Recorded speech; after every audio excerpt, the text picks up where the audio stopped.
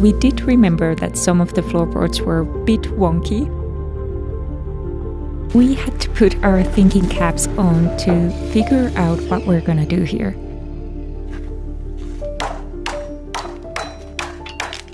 Tähän toimii.